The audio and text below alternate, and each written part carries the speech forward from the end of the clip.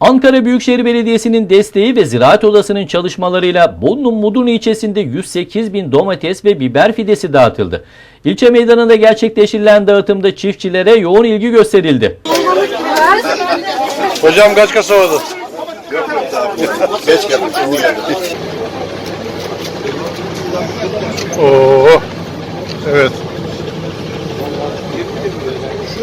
Adeta İslam'ın yaşandığı alanda fideler yarım saat içinde tükendi. Onlarca üretici bahçelerine ve seralarına ekmek üzere fideleri araçlarına yükleyerek götürdü.